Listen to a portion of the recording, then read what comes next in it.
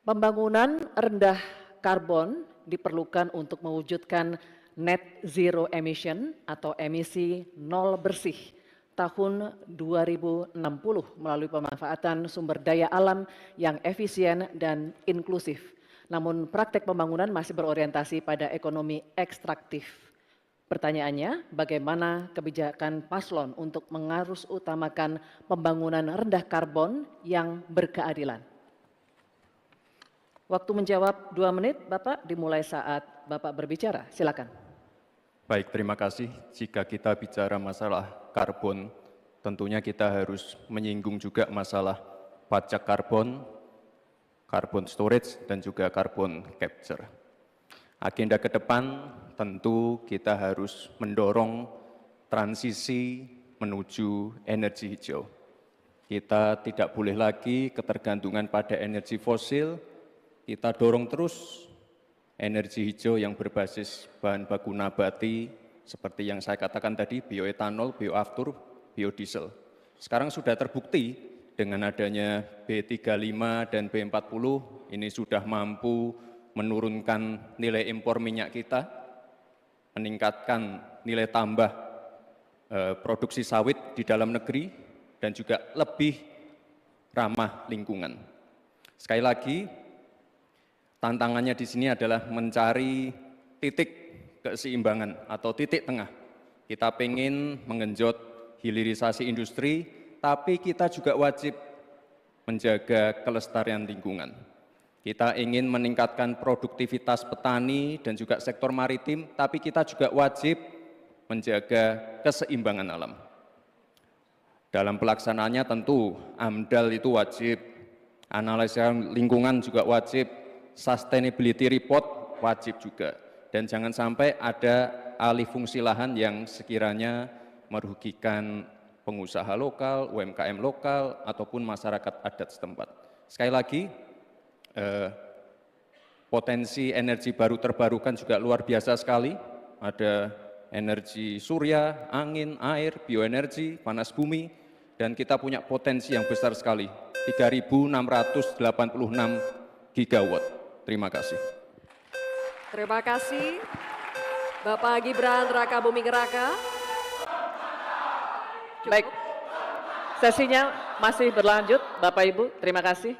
Kami persilakan sekarang untuk calon Wakil Presiden nomor urut 3, Bapak Mahfud MD, untuk menanggapi. Waktunya 1 menit dimulai saat Bapak berbicara. Silakan. Baik, terima kasih. Saya sudah menyimak dengan baik meskipun saya agak koreksi sedikit terhadap pertanyaan tadi. Kalau dibilang 5 tahun dari sekarang untuk emisi dan bersih, itu sebenarnya nanti tahun 2060 masih jauh waktunya. Tapi masalah yang kita lihat itu sebenarnya pengelolaan berkelanjutan belum dilakukan. Sebenarnya dulu ada garis-garis besar haluan semesta berencana yang sudah mengatur seperti ini dengan sangat rinci. Waktu tahun 62 atau 61 Presiden mengeluarkan kebijakan itu. Nah, saya sekarang ingin menatakan kebijakan insentif dan disinsentif ekonomi hijau seperti karbon, pajak limbah, dan sebagainya. Bagaimana Bapak mau melakukan itu? Baik, waktunya habis. Terima kasih. Selanjutnya, calon Wakil Presiden nomor urut 1, Bapak Muhaimin Iskandar. Kami berikan kesempatan juga untuk menanggapi. Waktunya 1 menit dimulai ketika Anda berbicara. Silakan. Ya, memang pajak karbon ini salah satu, bukan satu-satunya. Yang paling penting adalah dipersiapkan transisi energi baru dan terbarukan. Sayangnya, komitmen pemerintah hari ini tidak serius. Target energi baru dan terbarukan yang mestinya kita harus punya target 2025 berkurang dari 23 justru diturunkan menjadi 17%. Penundaan implementasi pajak karbon dilakukan oleh pemerintah hari ini.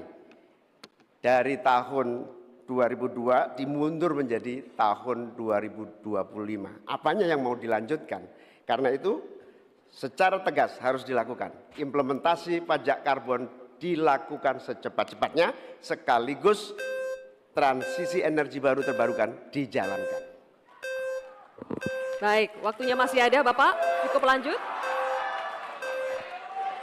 Baik, terima kasih Bapak Muhaimin Iskandar atas jawabannya atau tanggapannya.